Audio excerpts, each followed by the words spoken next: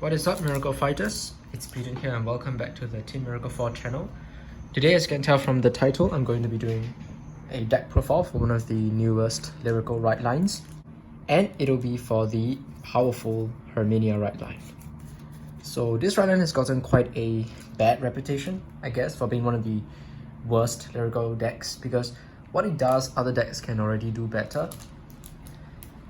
And despite being called powerful, the deck doesn't exactly live up to its name. However, I've personally quite enjoyed this deck's playstyle and have had quite a bit of fun with it. This deck has only one set of support, so of course I don't expect it to be super strong from the get-go, and I think it's still a cheap playable deck if you guys enjoy the artwork and designs of the cards in this deck. So without further ado, let's dive right in. We'll start off first with the right deck. So it's a bit messed up here, the order. Okay. I'm playing the specific right line for this deck, which is these 4 cards. We have Cutie Topic Rabina, Sniping Eyeful Larange, Attract Peach Arteens, and Coming Beauty Herminia. As you can see, everything is proxied because I kind of want to see the second Lyrical set to see whether what kind of support Herminia gets before I actually commit to the deck. But this is my current build, so let's just go over it. So we'll start with the starter, Rabina, as I've mentioned. You can play any starter. I'm just playing Rabina because it's the one that that's supposed to go with Herminia. And then for the great one, we have to play Sniping Eyeful Larange. Larange's effect is, firstly, you may Soul Blast 1 and discard a card from a hand to draw a card. This ability activates on both Vanguard and rearguard circle. It's not exactly the best skill, but let's look at the next skill. Powerful. If your soul has no cards, when you would write Attract Peach Arteens, which is the grade 2, from your right deck, you can write without discarding a card from a hand. Now this makes the first skill a very important skill because what the first skill does is it empties the soul such that your powerful effects are active. So before I continue, let me introduce you guys to the keyword powerful. Powerful is Lyrical Monasterio's newest keyword and is a condition that activates if there is no cards in the player's soul. Basically, the Herminia deck will revolve around this keyword, and hence many of the cards that we are playing in this deck will aim to remove cards in soul, usually through soul blasting. This deck basically is the version of a soulless deck, right? So with that in mind, it'll be easier to understand some of the card selections that I have. Anyways, back to Larange. So as I've mentioned, her first effect is just a filter, but what it does is it activates the powerful effect. And her powerful effect allows you to write for free from the right deck, which is always good. So yeah. Moving on to the grade 2, we have Attract Peach Arteens. Arteens has 2 effects. The first is a continuous one. During the battle that is unit attacked, she gets plus 2000 power. 2000 is not a lot on her own, but when she's boosted by a grade 1, her 12k attack turns into a 20k column, which allows you to hit magic numbers going second. And just like Larange, her powerful effect allows you to write Herminia from the right deck without having to discard. So this right line can overall save you 2 discards and allow you to write 2 times for free, which is not bad actually. The only thing about Arteens is, unlike Larange, which can empty the soul on her own, Arteens doesn't empty the soul at all. So you do need to draw into a Soul Blaster early on in the game, or at least open one in your starting hand to really get the most out of this right line. And then last but not least, our main Vanguard is the Coming Beauty Herminia. So Herminia has 2 effects. The first is an activated ability, Counterblast 1. When she's on Vanguard Circle, you can give her plus 5000 power until the end of turn. It's not a once per turn effect, so if you want, you can actually spam it to make her big and all, but you usually will use the counterblast for your rearguards, which use the counterblasts better. Still, is an important skill to have because it allows Herminia to activate her second effect on her own. So Herminia's main effect is the second one, which is powerful. At the end of the battle that this unit attacked, if the total number of cards in your soul and face up in your damage zone is 0, cost, discard a card from a hand, choose one of your rearguards with the powerful ability, stand it.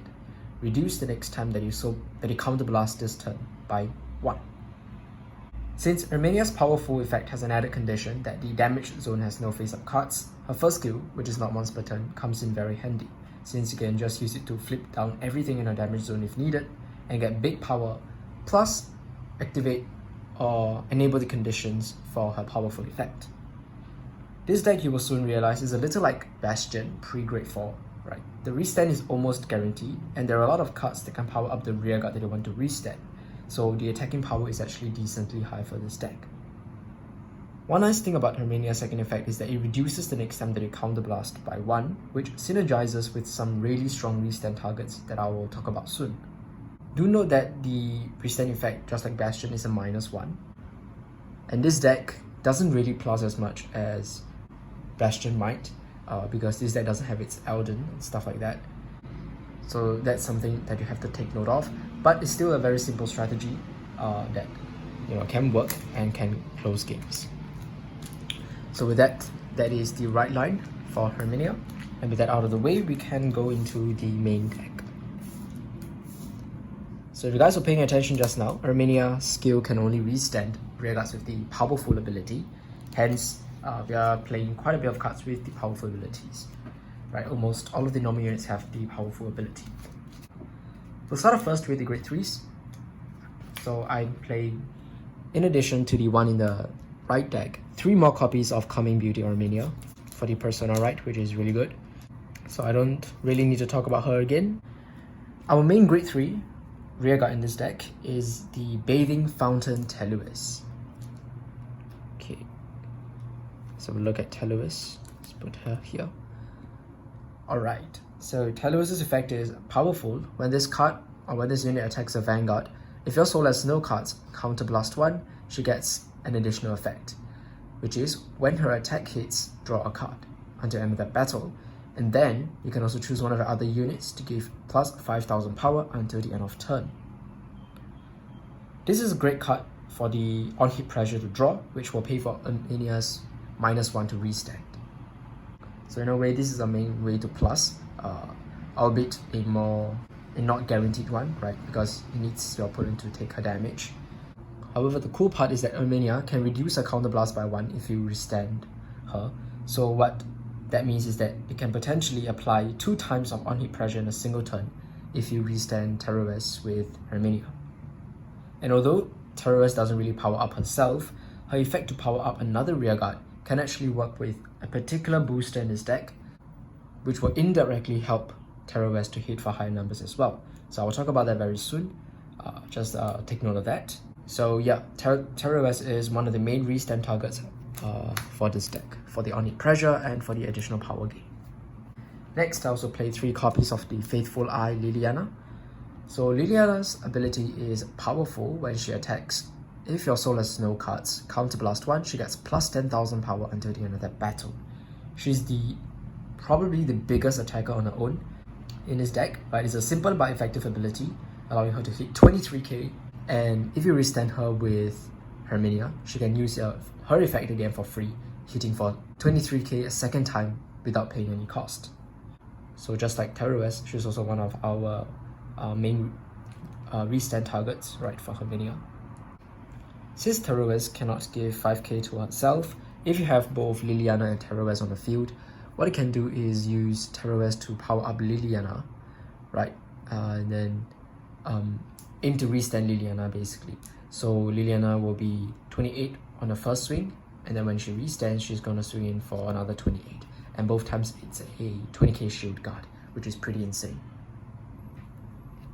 So these 2 cards actually work better in different scenarios. So Teluis is better in the early to mid game when the opponent is at lower damage or can afford to take some damage, which will mean that her on-hit effect becomes more threatening as opposed to additional power. But then towards the late game, when your opponent is racking up on damage, like maybe they're at 4 or 5 damage, Liliana is better to really force more cards, more shield from the opponent, and potentially close games right there if they cannot guard her attack.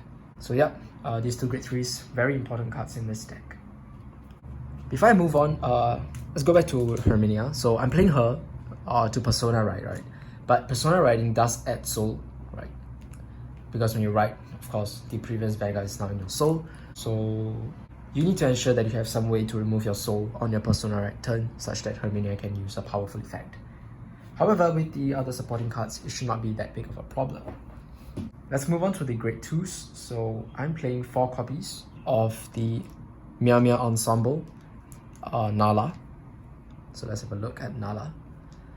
So what Nala does is, when she's placed on rearguard circle during your main phase, you may counterblast 1, choose a card from your soul and call it to an open rear. Then, for each card in your soul, discard a card from your hand. This is actually a pretty amazing effect. So since this deck already wants to empty the soul, what Nala does is it turns that soul blast kind of into a +1 onto the field. Nala is best to use on turn 2, where you can immediately pull out your Laranje from your soul after riding into Ertines, which will then turn Ertines' powerful effect on, plus also bring out a Laranje onto the field such that you can use Laranje's effect for future turns. And as you know, Laranje has a rearguard effect to Soul Blast 1, discard a card from your hand and draw a card, which not only is a good filter but also empties your soul for your powerful effects. The best way to use Nala is when you only have 1 card left in soul, because then you don't have to discard any cards and there's no drawback. On top of that, Nala is also a nice beater for the deck. So her second effect is powerful when she attacks a grade 3 or greater Vanguard. If you have no cards in your soul, she gets +5k until the end of turn. Because it lasts until the end of turn, Nala can also be used quite nicely with Herminia. So what you can do is, she swings 15 first, then if you restand her and she swings again, she's 15 plus 5, she's 20k, right? And given a boost, she can hit 28k for her second swing, making her a nice alternative restand target besides Liliana. If you're going second, which means that your opponent is on grade 3 earlier than you, the turn that you call her, you can also do some pretty rush plays. So what you can do is call her, use the effect, pull out Laranje, either behind her or the Vanguard. I would say behind the Vanguard. So then what that means is that you have a Vanguard Ertines, right, boosted by Laranje for 20, and your rearguard is 50. A 20k center column likely means that your opponent will take it, and a 15 can already hit the Vanguard unboosted. If you have something else to call, you can even force out a trigger guard. So Nala is a really nice card that you want to see in your mulligans for early rush plays. This deck only plays 2 types of grade 2s, so Nala is one of them, and then the other one, I'm just playing a one-off tech card, and this is the Happy Tasting Tigger. So Tigger's effect is powerful. If your soul has no cards, she gets +5k shield. This has actually come up more often than I thought it would. 10k shield is not bad. We don't really have that many 10k shields in Vanguard Overdress, right? Only the draw triggers are. And in this deck where you don't necessarily have the best defense, you know, additional 5k shield can actually help quite a bit. So if I had the space, I probably would play more of this. It's just that she doesn't really help in the win con, I guess, of this deck. She doesn't really empty soul, she doesn't gain power on her own. But sometimes you just gotta dedicate some slots to some defense, allowing you to survive to your Q turn. So yeah, I'm playing 1 copy of Tigger. And I mean, if you draw her early, you can just plop her down to the field, rush with her, attack with her, swing for 10. If your opponent tries to attack her, that's fine. If your opponent doesn't, then you can potentially use her for a 10k intercept later down the game. It's not too bad. Let's move on to the grade 1s. So besides the Laranje, 1 Laranje in the right deck, I'm also playing an additional Laranje in the main deck.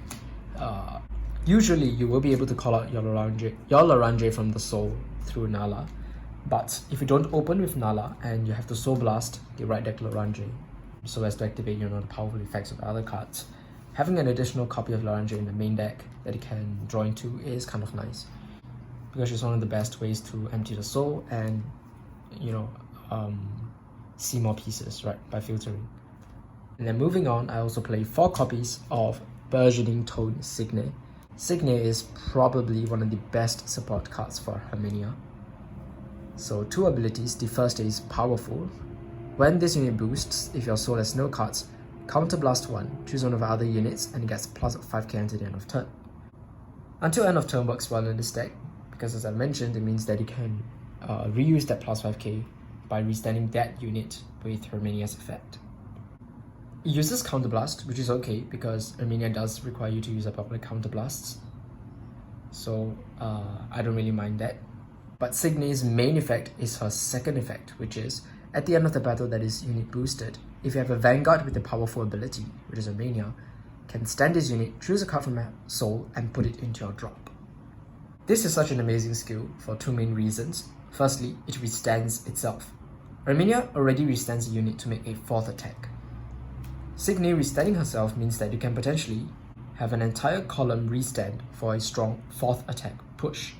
It's a free restand tool, and because Herminia reduces the next CB cost by 1, you could reuse Signe's boosting effect again for your 4th attack. Secondly, Signe empties the soul with this restanding effect. More ways to empty the soul is always good, and if the soul is empty, she doesn't penalize you in any way as well. So I'm sure you can see now why Signe is really the best support card it has for this deck. In essence, she's a 13k booster that can boost twice, and because your main restanding targets are your grade 3s, she forms very nice magic numbers with them as well. So remember just now I mentioned Terues cannot give power to herself.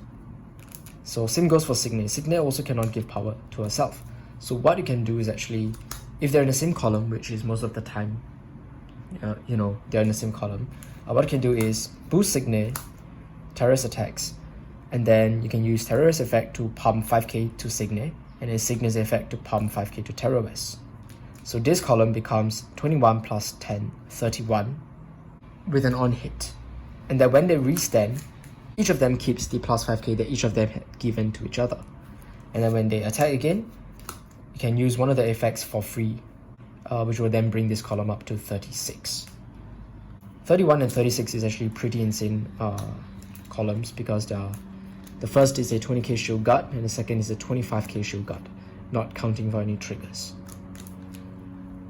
Signe being a 13k booster also means that she's a very good booster for even cards like Nala, because this is 23, Nala's own effect will give her 5k, so it is 28. Then when they both restand through Herminia and through herself, this column can swing again for 33, and then you can use this effect again, bringing it up to 38. So all in all, Signe is definitely one of our main mulligan targets, one of the cards that you need to see in the Herminia deck. Moving along, I play 2 Fluent style Marigine. Okay, so let's have a look at this card. So she has an activated effect on rearguard circle, Soul Blast 1. She gets this additional ability, which is Powerful. If your soul has no cards, this unit gets plus 2000 power until the end of turn. Marigine being able to gain the Powerful effect is quite relevant in this deck, because Herminia can only restand your rearguards with the Powerful effect. So let's say in games where you don't see these 3 cards or these 4 cards, she's also a viable restand target. Not the best, but the option is still there. Essentially what she is an emergency 10k attacker for a Soul Blast, which is not too bad. She empties the soul, she gains power, so it's pretty good. And being 10k means that she makes magic numbers with your grade 3 restanders in the event that you don't have Signe. I personally like the Soul Blasters to be of lower grades, because then it means that I can call them down early to empty the soul, such that Ertine's Powerful effect is active. So that's something to take note of. If you draw her early game, she can also help you rush a bit by being able to hit grade 2 Vanguards on her own whilst emptying your soul. And if you put her behind the Vanguard, behind Ertine's, you can make a 20k column. So yes, that's Marigine. Aside from her, also run 1 copy of this Nonchalant and Composed Ercilia. Okay, guys can have a look. So when Ercilia attacks, if your opponent's Vanguard is grade 3 or greater, choose a card from a soul, put it into a drop, and this unit gets plus 5k until the end of the battle. Ercilia becomes a 13k attacker unboosted for just a Soul Blast, which is not too bad. I just don't want to run her at too many copies because she doesn't have the Powerful ability, and thus cannot be restood by Herminia. However, she's still an easy way to empty any loose soul that you might have, and so I'm currently testing her out at 1 copy, right? It's not too bad.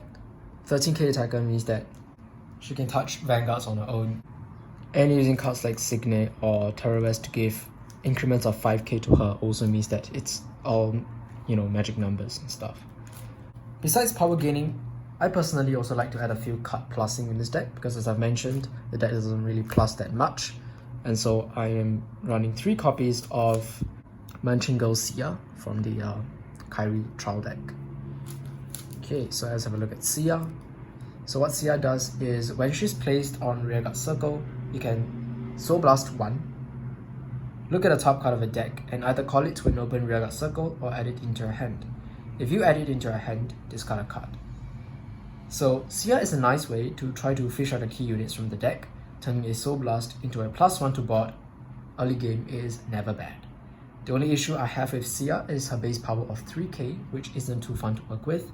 It's really low, right? But I mean, you have cards like Terrorist and Signet which can power up, which can give her 5k to bring her up to regular grade 1 base power, but it just doesn't feel that good. Still, I play her at 3 because her skill is pretty decent, right? It's one of the few ways to plus that we have in this deck, and if you ever join to too many copies of her, I mean, she can just be, discard fodder for cards like Larange or even Herminia. And then finally, to round off the normal units, I'm playing 4 copies of the grade 1 PGs, the mandatory Sentinels. Nothing too much to talk about these. These are just really useful cards that you need, right? In the future, we'll be getting the Blade Slaughter Sentinel, so I can't wait for that. I think that's a very good addition to get around some guard restricts and stuff. But for now, we're playing 4 copies of the grade 1 Sentinels. And with that, that's all for the normal units. The reason why I'm actually running so many Soul Blasters instead of Counter Blasters, as you guys realize, is because even though Herminia needs both your Counter Blasts and your Soul Blasts to be exhausted, she herself already uses Counter Blasts. So technically, you will never run out of cards that can Counter Blast. However, since she doesn't Soul Blast, and I plan on Persona Writing as much as I can to capitalize on the Persona Write power, plus 4 attacks, I want to have cards that can consistently empty the soul. Even though most of the time you won't have much soul to empty, it's never a bad idea to play more Soul Blasters. As you probably realize by now, your grade 3s don't really Soul Blast, right? They don't Soul Blast at all. So in games where you just see your grade 3s and nothing else, it can feel really bad. And the deck basically turns into vanilla, and I don't want that to happen. So that's why I play as many Soul Blasters as I possibly can. Even if you don't use those Soul Blasters effect, at least they can still be good discard fodder, I guess, for Herminia or Larange. Now onto our triggers. I am currently playing 7 critical triggers, 4 draw triggers, 4 heal triggers, and of course 1 copy of the over trigger. For Herminia, I personally prefer higher crit counts. The deck has quite a few high-powered beaters, and so having crit pressure on those high numbers is really nice. So that's why I try to play as many crits as possible, putting them to high damage and then going in for your 4 attacks. 4 attack combos can also be really good as well. I'm playing 4 draws because Herminia does require you to discard to restand, so we are going -1 every single turn, unless your Terrorist somehow manages to hit every time. So that's why I try to play a bit more draws to maintain a hand size in a way. And of course, we are playing the draws that have the ability to get 5k shield if the opponent's Vanguard is grade 3 or greater. For heals, that's pretty self-explanatory. And then of course the over trigger, Lyrical's over trigger, what it does is when you check it, until the end of the game, right, similar to Darkseid's one, until the end of the game, all your rear guards get plus 10,000 power. And this one is pretty insane if you check it early. If you check this early, most of the time you'll be winning, right? All you have to do is just plop cards down the field. It's nearly impossible to guard columns that each get plus 10 to 20k. And especially for a deck that multi-attacks like the Herminia deck, this one works super well if you check it. So of course I try to check this every single game when I want to play Herminia, because it's our best chance of winning. But yeah, that's my trigger lineup. Previously I did play fronts. I played like 2 fronts, 6 crits. I think fronts are not bad. They are definitely an option as well. So it's really up to you guys which one you want. Why I think front is not bad is that because it makes your numbers even more insane. So imagine your big beat sticks like Liliana's hitting for 46k or even 56k on personal right turn if you check your front trigger. And even though you're attacking usually with a rearguard first, but because Herminia stands the rearguard, you can still benefit from the front trigger. Plus, front trigger is also 20k shield, which is good in a deck like this that doesn't have too much defense. So just gotta see your playstyle and which one works better for you guys. Currently, Lyrical Monasterio doesn't have effect heals, but I think they're going to be getting them soon in the next set. So that one is really a free choice again. You can play the anti-stand, you can play the anti-crit heal. I just think the base heals work the best because they're just, they're just basic, right? Basic 15k shield in every scenario. Speaking of those effect heals, Herminia is one of those decks that can be countered by the new heals from DBD06 because Herminia's multi-attack is by restanding the same rearguard. So your opponent can use the DBD06 heals to increase shield and guard your restand column. So if you're playing this deck, you do have to take note for that. But that's basically it for the entire deck list, for the entire Herminia deck. There are actually many alternatives for this deck, like many choices that you can play in the grade 2s and grade 1 slots. But generally the core of the deck, I would say, is Nala, Signe, Terues, and Liliana. So I personally think Herminia has a very nice starting core because I don't think anything can replace Signe as the best booster for this deck. And these 3 cards are just really good value cards for restanding with Herminia. So really Herminia just needs a bit more way to plus, maybe a bit more consistency, and I think it can do much better than what it is right now. Before I end off, let's talk a little bit about alternatives. So one alternative is Reseus. So this is from the first Lyrical set. Reseus is on place to give a unit 10k until end of turn, can be used by Herminia pretty well because 10k is not easy to guard. It's a new draw guard. And Herminia being able to use it twice is really good as well. 10k can make your regular Signe Terues combo, or rather column, go up to 41k easily, barring Persona, right? And 41 is what? Almost a take for the opponent. And if they take, then you can use Terues to draw, to net you some extra cards. So I think Terues is definitely a card that you guys can consider.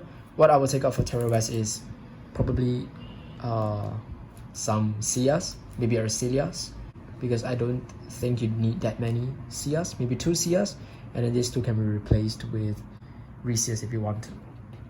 I've also seen lists of White Wings for Herminia, which uses Alestial's right line to set up White Wings, giving you access to White Wing cards like Everymore. Everymore can then give a powerful unit like Liliana the additional plus 5k and plus 1 critical, and then you can go ham on your opponent by restanding your Liliana that has extra power, extra crits twice. Since Herminia's core is mainly made up of grade 1s and 3s, I think White Wings Herminia is something interesting that I might also consider for this deck. All in all, the Herminia deck is a very simple, it's a rather simple to play beatdown style deck. The deck essentially wants you to exhaust all your resources every single turn so that you can go for 4 attacks. Exhausting your resources does not necessarily mean wasting them, because when you exhaust your resources, when you use those counter blasts and soul blasts, you're gaining massive power on your board. Thus, this deck can be quite aggressive. The deck has a good early game when you open with cards like Nala and Signe, because you're making columns of 23k and above, and you can also rush the opponent down very hard. That's also the main strategy that you want to do with this deck, because this deck, while it has a strong early rush, it kind of tapers down towards the late game, because towards the late game your self-minusing will slowly eat away at your hand size and you will lose easily to the other decks out there which can sustain. I personally think Herminia has potential, starting off as a 4 attack deck already for its first wave of support. Seeing though that the next set has so many new right lines for Lyrical, I'm not sure how many slots is actually dedicated to Herminia, but one can still hope. I really find the deck fun. It's not the best when compared to many decks out there, it just has its weaknesses. And there are many decks that can do what it does but better. But still, if the next set has good Herminia support, I might finally get the deck in real life. So I'm really praying for that. And yeah, that's basically it for this deck profile. I hope you guys enjoyed this deck profile. Do let me know what you guys think of this deck and what kind of lists, if any, you've tried for Herminia. Playing with this deck is very fun, right? Because it all boils down to numbers. How do you make the best out of all these power gaining, which translates into which units you want to restand with Herminia, and how you want to order your attack patterns and stuff. So talking about this deck has also been really interesting. To try to share with you guys my thought process when it came to building this deck. With that, we've come to the end of this video. I hope you guys found the video interesting. Thank you guys so much for watching. I'll see you guys in the next one. Bye guys.